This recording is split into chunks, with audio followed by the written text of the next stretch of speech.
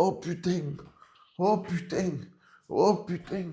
Voilà. Ah, tu te demandes pourquoi je boite? Parce que je me suis pris dans le piège au loup. Voilà.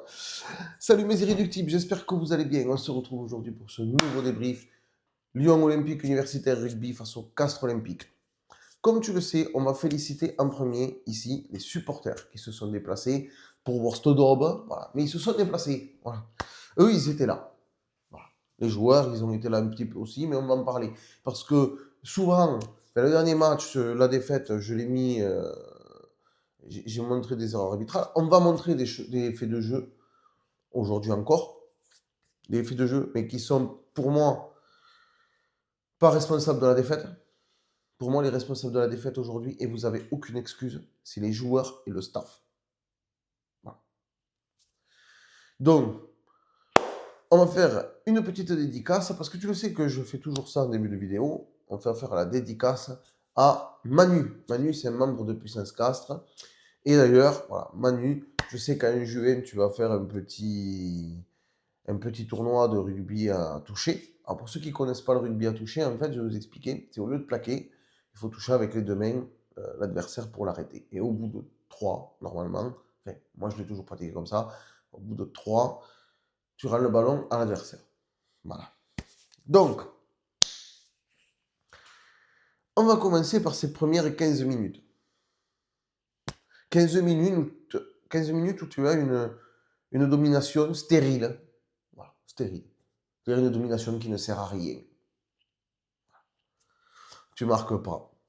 Tu domines physiquement, tu as le ballon, tu enchaînes les pick and go, et puis arrive un fait de jeu pendant ces 15 minutes où ils vont être à 14. Ah, juste après, ils ne vont pas l'être là, hein, mais ils vont quand même avoir un carton qui va aider un petit peu à un moment donné parce qu'il y a des répétitions de fautes. Mais il y a une faute qui n'a pas été sanctionnée. Et cette faute, je suis heureux qu'elle n'ait pas été sanctionnée. Et je vais t'expliquer pourquoi. Alors, on prend la tablette. Il y a un lancement de jeu. Kokaji arrive plein fer, il prend le ballon, il avance comme ça. Et puis un plaquage par retournement, du moins c'est ce qu'on peut croire, à vitesse réelle, de monsieur Marchand. Alors Marchand, tu vas me dire, mais c'était pas le Stade Toulousain. Ouais, mais c'est son petit frère. Ou son homme. Je crois que c'est son petit frère. Monsieur Marchand. Alors, il ne fait pas l'acte de plaquage, parce que l'acte de plaquage, tu sais, tu dois insérer le joueur. Donc tu dois prendre les deux jambes avec les bras et tu pousses un peu avec l'épaule si tu veux être un peu offensif. Que dit la règle? Elle dit qu'un plaquage doit se faire avec les bras. Donc déjà, le plaquage, il ne le fait pas avec les bras. Pourquoi? Parce qu'il se met comme ça et il va percuter avec l'épaule. Et quand il voit le mec basculer, il veut rattraper. Mais sa première intention, c'est pas de vouloir rattraper. Pourquoi je suis heureux qu'elle n'ait pas été sanctionnée, cette faute? Parce que s'il y a faute, il y a faute contre nous, les gars. Ouais. Parce que c'est la même situation qu'au Chocobarès. Tu vois? Sauf que là, l'arbitre, il dit, les deux font action. Donc on annule le truc des deux. Et on revient à l'en avant de Ambadian. Pourquoi l'en avant? Alors certains m'ont dit, mais où c'est qu'ils voient en avant? Parce que je l'ai vu ça sur les réseaux. Alors on va reprendre la tablette. Pour t'expliquer. Le jeu s'est poursuivi. Et il me semble que c'est par là, Ambadiang qui prend le ballon. Il a un 1 contre 1 à négocier qui peut largement gagner. Mais il fait en avant. Donc tu reviens à la mêlée. Puisque l'avantage que tu avais au début n'est pas fondé. Pourquoi? Parce qu'il y a deux fautes. Il y a d'abord celle du joueur qui vient me percuter sans les bras. Et il y a le joueur qui saute. Et tu le sais, je te l'ai dit la semaine dernière, il est interdit de sauter pour éviter un plaquage. Donc, Kokaji n'aurait pas, c'est Kokaji, n'aurait pas dû faire une action de sauter comme ça. Alors peut-être il voulait aller marquer l'essai, je ne sais rien, mais en fait toujours c'est interdit. Voilà. Donc, très bonne décision de Monsieur Trénini. Tu vois, quand tu as un vrai arbitre, ah oui, parce on va le dire, ça fait 2 fois qu'il nous arbitre, Trénini. Bon, on perd les 2 matchs, mais on les perd parce qu'on est des vrais là. On ne les perd pas, cela, parce que l'arbitre a décidé de quelque chose qui a influé sur le match. Donc déjà, tu vois, c'est déjà un peu mieux, parce que du coup, on peut parler du contenu. Bon. Alors, on marque ce premier essai juste après. Bon. Puis Lyon va taper. Ils vont revenir. Ils vont t'en planter un. Je crois même qu'ils vont t'en planter un second. où ils vont en planter qu'un, puis après toi tu vas revenir, et ça va être un chassé-croisé comme ça, et en seconde mi-temps, au lieu d'aller chercher les essais, tu prends des points. Et le loup, eux, ben, ils font différemment. Ils jouent. Ils jouent, ben oui, parce que tout le monde le sait maintenant. D'accord? En septembre, peut-être, tu avais la fenêtre pour, je dirais, régler ta fenêtre de tir. Mais là, tout le monde te connaît. Tout le monde le sait. Qu'à la 60e, ton effectif, il est là. Et à la 60e, ça fait ça. Un château de cartes. Brrr. Tout le monde le sait. Donc jusqu'à la 60e, ils font le dos rond. Ils s'envoient. Ils t'usent physiquement. On fait les premiers remplacements. Ces premiers remplacements. Et ben, ça ne se passe pas du tout comme prévu. Et dès la 60e, ben, tu craques. Tu craques. Et alors ils vont revenir à hauteur de pouvoir gagner le match. Et puis tu as cette action qui fait polémique sur les réseaux. Et qui peut faire polémique un peu. Parce qu'attends, le week-end dernier, l'arbitre, il a changé d'équipe en cours. Les mouches ont changé d'âne en cours de match. Tu te dis pourquoi pas là? Mais on va t'expliquer pourquoi ça peut faire polémique. Effectivement. Donc, Lyon, voilà, ils attaquent. Non, par là. Donc ils attaquent et t'as Nicolo qui ne lâche pas le ballon sous le grattage de Chilachava. Et puis, l'arbitre ne récompense pas. Et derrière, il marque cet essai de la victoire. Bon. Alors tu vas me dire, l'essai n'est pas valable, puisque normalement, il doit revenir au grattage. Je suis d'accord avec toi. Mais quitte à se prendre une pénalité, s'il ne veut pas te récompenser, Chilachava, tu sais que tu as raison. Garde les mains sur le ballon. Au lieu de les lâcher pour appeler l'arbitre comme ça, garde les mains sur le ballon. Parce que peut-être qu'il n'avait pas vu que ton grattage était bon, qu'il attendait une confirmation, il t'a pas dit de lâcher le ballon. Pourquoi tu le lâches? Tu es le premier, pourquoi tu le lâches? Moi, je préfère qu'on prenne une pénalité qu'un essai à ce moment-là du match. Mais bon, t'as lâché, donc après derrière, ben, le loup, ils ont joué. Voilà. Et oui, ça sert à rien. Je m'en plains quand c'est les autres. Je dis toujours, quand c'est les autres, je leur dis toujours, vous avez un seul capitaine, c'est pas à toi de parler. Tout le temps, vous m'entendez dire ça dans les tribunes. Mais pour nous, c'est pareil. On a un capitaine. Donc, c'est au capitaine d'aller voir l'arbitre et dire, mais il n'a pas lâché le ballon. Il lâche pas le ballon.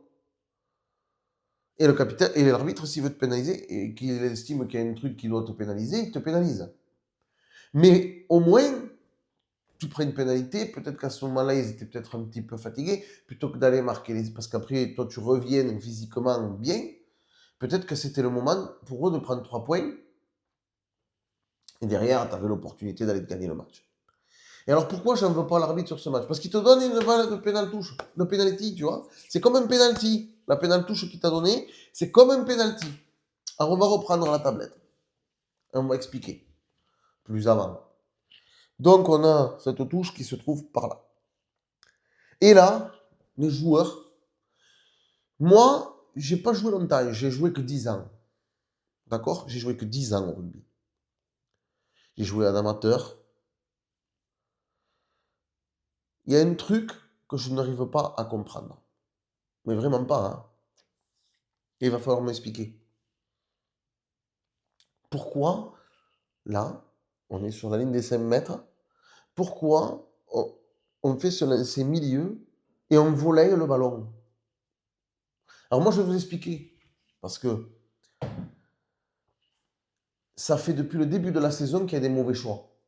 Je sais que jusque-là, les ballons en touche, on n'en avait pas. Parce que Barlow, il n'y avait pas balanceur de pizza. D'ailleurs, il ne fait pas mieux à Bordeaux.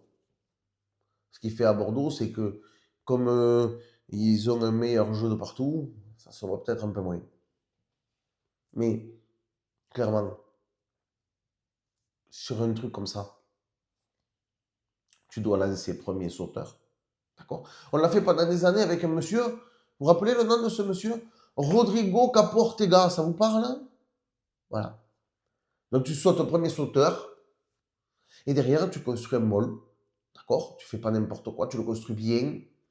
Et tu pousses, t'as que ça à faire. T'avais que ça à faire. Et s'il l'écroule, c'est une nouvelle pénalité. Et là, tu peux choisir, mêler, jouer à la main, ce que tu veux. T'as 5 mètres. Mais t'as que ça à faire. Pousser. Faire un molle et pousser. Et au lieu de ça, alors Marava, pourtant t'étais frais. Je sais pas si t'as les fils qui se sont touchés ou quoi. Il fait ça. Enfin, avec celui-là de bras. Et Jérémy Fernandez qui s'attend pas à ça, parce que c'est pas le jeu. C'est pas le jeu. Ben, il recule, il se fait plaquer parce que les autres, ils ont envie de te choper. Hein. Puis tu te fais contre-roquer. Ils prennent le ballon, en touche. Rideau, il n'y a plus rien à voir. Mais vous vous rendez compte à quel point on est ridicule, les joueurs, sans déconner, grâce à vous. Vous avez réveillé un mort qui n'avait pas gagné un match chez lui depuis février. On est au mois d'avril de mémoire, hein. D'accord? Donc, ça fait 2 mois que les types, ils n'ont pas vu une victoire à domicile. 2 mois. Vous claironnez, on n'est pas mort, et le top 6, et rien du tout. Regardez comment ils jouent, ceux du top 6. C'est pas vous. C'est pas des mecs qui se regardent dans le blanc des yeux. C'est pas des mecs qui, à la 60e, se disent c'est bon, on peut lever le pied. Qui défendent plus. Parce que, excuse-moi, mais prendre un essai de presque 40 mètres de la part d'un pilier, hein, on s'est compris. Et le type, il casse 3 plaquages. Voilà. Alors, il ne faut pas dire du mal des joueurs, il faut les soutenir. On te dit tout le temps. On te dit tout le temps merci pour votre soutien, merci pour votre soutien. Et là, il vous faut encadrer. Parce que là, c'est plus de soutien que vous avez besoin. C'est de vous faire secouer. C'est de vous faire secouer. Tu as des joueurs comme Babillot qui n'était pas là contre Toulouse. Tant qu'il était sur le terrain, tu as vu la différence. Stanley Force, pas là contre Toulouse parce que trop juste. Ce qui peut se comprendre, vu sa situation. On voit la différence. Il faut que les joueurs, vous vous remettiez en question en premier. C'est pas normal de relâcher un type plaqué, on vous l'apprend depuis l'école de rugby. Et en plus, si vous sortez de l'école de rugby de Castres, je peux vous dire qu'il y en a certains entraîneurs qui doivent s'arracher la tête de nous avoir fait confiance. Hein, parce que rater des plaquages comme ça, c'est voilà. Surtout sur un pilier. Quoi. Un pilier, ça avance pas 50 à l'heure. Hein. Donc, c'est facile d'en choper un aux jambes, un au torse. Hein, et de faire tomber. Surtout que tu n'es pas en face d'un Antonio qui était phénoménal. Hein. Tu étais face à des mecs qui n'avaient pas gagné depuis 2 putains de mois. 2 putains de mois. Et tu n'es pas foutu de faire un plaquage, un pilier. Alors aujourd'hui, je ne vais pas m'énerver, je ne vais pas insulter, rien du tout. Mais il y a des membres aussi du staff. Il faut la remise en question, en premier lieu, parce que vous le savez que moi, je suis pour que le staff, qu'il y ait une continuité dans le staff. Mais il y a des choses, c'est juste pas possible. Préparateur physique, on ne tient pas 60 minutes. Depuis septembre, on le dit. À longueur de vidéo, depuis septembre, je vous le dis. On ne tient pas 60 minutes. Donc, préparateur physique, merci pour tout. Si tu veux partir, tu peux. Entraîneur de l'Ange Défense, Monsieur Stéphano. Ça fait c'est ta 3e année. La défense, elle n'a jamais été aussi catastrophique. Merci pour tout. Mais si tu veux partir, tu peux partir. Les entraîneurs devant, ils ont fait améliorer. On garde. Derrière, il faut remettre les pendules à l'heure. Parce que depuis que tu n'as plus un facteur X au centre, qui est Carawalez-vous, oui, vous me faites perdre le latin, ça ne marche plus. Donc peut-être revenir à des choses plus simples, Diums. Plus simples. Voilà. Et Xavier Sadorni, tu es un bon manager, je pense. Mais ta place, c'est pas dans les tribunes. Parce que dans les tribunes, tu impulses rien. Voilà. Tu impulses rien. Alors, je ne vais pas jeter l'opprobre sur Dumora ou sur l'entraîneur qui est arrivé du Stade français l'été dernier. Mais trouver les solutions. Trouver les solutions. Il y a des gens dans ce club qui ne font pas leur travail correctement, du moins pour ce championnat. Depuis septembre, la lacune, elle est la même. Tu peux reprendre toutes les conférences de Sadourny, tu peux reprendre toutes mes vidéos. Depuis septembre, on le dit qu'on tient 40 minutes grand maximum. 40 minutes grand maximum. Un match dure 80 minutes. Si on veut être régulier, si on veut amener quelque chose dans ce championnat comme tu sais, du poil à gratter, comme on a été pendant des saisons, ça passe déjà par tenir le rythme du top 14 pendant 80 minutes. Peut-être pour ça, il faut moins de turnover. Ça, c'est à toi, Xavier, de prendre la mesure. Peut-être il faut arrêter les broncos. Parce que les broncos, on fait des broncos, on a des piliers qui maigrissent, qui ne tiennent pas une mêlée, qui voilà. Donc il faut changer quelque chose dans la préparation physique. Voilà. Et pour monsieur le préparateur physique, c'est pas la première fois que je le dis, le Paris Saint-Germain, ça n'a rien à voir avec le castre olympique. Le football n'a rien à voir avec le rugby. Voilà. Alors, je précise le football et le rugby parce que, comme je suis supporter de l'OM, peut-être que ça peut. Voilà. Mais le football, la préparation d'un footballeur n'a rien à voir avec la préparation d'un rugbyman. Tu es bâillonné, c'est quelque chose que tu dois comprendre. D'accord? C'est pas normal que des joueurs qui n'ont pas gagné un match à domicile depuis 2 mois, que les supporters chez eux se font chier comme des rats morts, qu'ils ne sont pas capables de monter de niveau contre personne, toi tu t'en prennes comme ça. C'est pas normal. L'animation offensive, elle n'est pas bonne. Excusez-moi, c'est que je suis un petit peu... L'animation offensive, elle n'est pas bonne. Mais l'animation défensive, elle est catastrophique. Personne ne se parle dans cette équipe, ça se voit. Personne ne comble les trous. Personne n'est là pour faire les efforts répétés. Contre Toulouse, je l'ai dit. J'ai beaucoup parlé de l'arbitre, que je me suis énervé dessus, mais je l'ai dit. Il faut retrouver des burnes, donc il faut retrouver du caractère et du courage, mais il faut aussi retrouver une défense et tenir le match. On n'est pas capable de faire les efforts. Voilà. Aujourd'hui, je suis un peu plus clair, je te le dis. On ne fait pas les efforts. Si tu ne fais pas les efforts défensivement, la défense, c'est fatigant, tout le monde le sait. C'est pour ça qu'il vaut mieux avoir le ballon que pas l'avoir. Mais quand tu as le ballon, tu ne dois pas te faire contre-requer. Ok? Je ne sais pas où vous êtes les joueurs, mais quand votre copain il se fait plaquer, alors ça aussi, Giron, ça ne vous a pas fait du bien, Giron. Hein? Quand un mec il tombe au sol, c'est quoi que vous ne comprenez pas? Quand un copain il va au sol, on doit aller déblayer pour conserver le ballon et aller au secours du mec. C'est l'essence même du rugby. Là, on ne parle même pas d'armes, de burnes ou ce que tu veux. C'est l'essence même du rugby. La solidarité. Il n'y en a pas dans cette équipe. Il n'y en a pas. Et ça se voit sur les contre-ruck qu'on fait Lyon, où il y a des fois, ils sont venus te gratter le ballon, ils étaient seuls au contest, et tes mecs, ils arrivent 3 heures après la guerre. Les gars, quand il y a un ruck, les avants, c'est votre travail, ça, d'aller mettre la tête. Et quand il n'y a pas les avants nécessaires, c'est aux 3 quarts de le faire aussi. Moi, tu vois, je n'étais pas épais. Je suis toujours pas épais, regarde.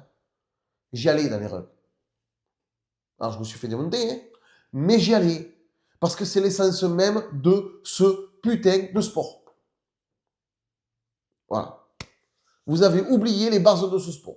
La première des choses dans ce sport, après la discipline, c'est le combat. Quand tu réponds pas présent dans le combat au rugby, eh bien ça paye cash. Voilà. Alors tous ceux qui ont dit, ah mais l'arbitre que dalle. Qu'est-ce qu'on a répondu dans le combat? Zéro. Est-ce qu'on a répondu dans la discipline? Non. Est-ce qu'on a... Pardon, vous me faites scanner. Est-ce qu'on a répondu dans le B.A.B.A. du rugby, c'est-à-dire les fondamentaux? Touche, mêlées, les rucks, le jeu de passe minimaliste qu'on peut faire pour gagner un match, on n'est pas capable. Il y a des joueurs, Christian, je t'adore, mais tu as vendangé 3 ou 4 ballons. 3 ou 4 ballons où tu veux essayer d'attraper avec une main. Tu en as 2, ok? Comme tout le monde. Va chercher ce putain de ballon avec tes 2 mains. Arrête de me faire des trucs à une main. Si tu tombes sur la vidéo, comprends-le ça. On n'est pas là pour faire ce que fait un Karawalevou qui a des aptitudes exceptionnelles. Exceptionnelles pourquoi? Parce qu'il y a des joueurs comme ça, qui ont une facilité exceptionnelle à attraper le ballon. Toi, tu as des difficultés extrêmes. Depuis le début de la saison, tout le monde peut le remarquer, que tu fais un nombre incalculable d'en avant, que tu rates un nombre incalculable de plaquages, même si tu es un joueur que moi, personnellement, j'adore. Maintenant, pour le bien de tout le monde, serre-toi des deux. Et ne sois pas nerveux. Parce que quand tu n'es pas nerveux, c'est là que tu fais les meilleurs matchs. Vargas se fait prendre aussi à partie. À un moment donné, l'arbitre aurait pu faire quelque chose, peut-être. Mais moi, je ne sais pas ce qui s'est passé. Je pense que les arbitres sont mieux placés que moi pour savoir s'il y a eu des maudits ou pas.